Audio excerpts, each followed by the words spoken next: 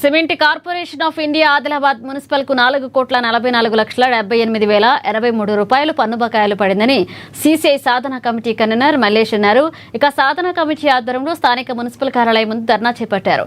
BJP ప్రభుత్వం సిసిఐని అమ్ముకునే కుట్రను తెరలేపిందని ఆయన మండిపడ్డారు. అందులో భాగంగా మొదట తుక్కు కింద ఆమె ప్రయత్నం చేసిందని విమర్శించారు. ఎన్నికల సమయంలో సిసిఐని తెరిపిస్తామని ఇచ్చిన హామీని తొంగలో తొక్కిందన్నారు. ఆదిలాబాద్ మున్సిపాలిటీకి సిమెంట్ పరిశ్రమ బకాయి పడి ఉంటే మున్సిపల్ ఎక్స్ అఫీషియో సభ్యులుగా ఉన్న బీజేపీ ఎమ్మెల్యే బకాయిలను ఎందుకు వసూలు చేయడం లేదు అని ప్రశ్నించారు. మున్సిపల్ పాలకవర్గ బకాయిలు వసూలు కోసం కఠిన చర్యలు తీసుకోవాలని సిసిఐ యాజమాన్యం స్పందించకపోతే సిసిఐ ఆస్తులు జప్తు చేయాలన్నారు. అప్పటి వరకు డిసెల్మెంటల్ పనులు నిలిపివేసేలాగా చర్యలు తీసుకోవాలని డిమాండ్ చేశారు.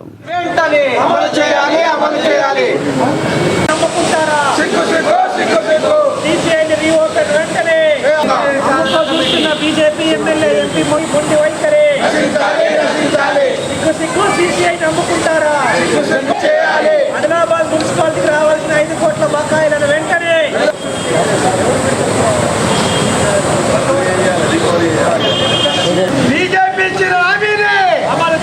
ఆదిలాబాద్ సిమెంట్ పరిశ్రమ మన ఆదిలాబాద్ మున్సిపాలిటీకి 4,44,78,083 రూపాయలు బకాయి పడి ఉన్నది. ఇన్ని డబ్బులు బకాయి పడి ఉంటే ఆదిలాబాద్ మున్సిపాలిటీ పాలక వర్గం ఎందుకు వసూలు చేయట్లేదు?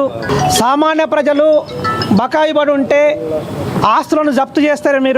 మీకు చిత్తశుద్ధి కనుక ఉంటే కాంగ్రెస్ పార్టీ చైర్మన్ ఉన్నారు, ఇక్కడ ఎక్స్ అఫీషియో సభ్యులుగా ఎమ్మెల్యే ఉన్నారు బీజేపీ. మీరిద్దరు కలిసి ఈ ఆదిలాబాద్ మున్సిపాలిటీకి ఆదాయం రాబట్టాలి అని అంటే వెంటనే సిసిఐ పరిశ్రమ నుంచి రావాల్సిన దాదాపు 5 కోట్ల రూపాయల బకాయిలను రాబట్టడం కోసం ప్రయత్నం చేయాలని చెప్పి కోరుతా ఉన్నాం.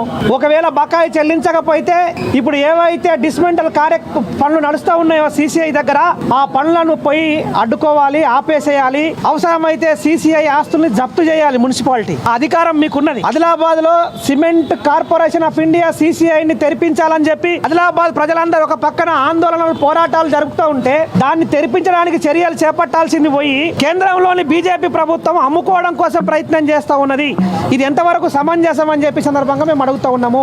ఆ రోజున ఆదిలాబాద్ ప్రజలకు, యువతకు ఉపాధి లభిస్తుందని చెప్పి వేల కోట్ల రూపాయల విలువ కలిగినటువంటి భూముల్ని 2,000కు 3,000కు ఎకరం చొప్పున అమ్మినటువంటి నిర్వాసితులు ఈ రోజున ఒక్కొక్క ఎకరం 3 కోట్ల 4 కోట్ల రూపాయలు ఎకరం పలుకుతూ ఉంటే ఆ భూముల్ని రియల్ ఎస్టేట్ వ్యాపారం చేయడం కోసం ఎమ్మెల్యే గారు మన ప్రయత్నం చేయడం అనేది సరైంది కాదు.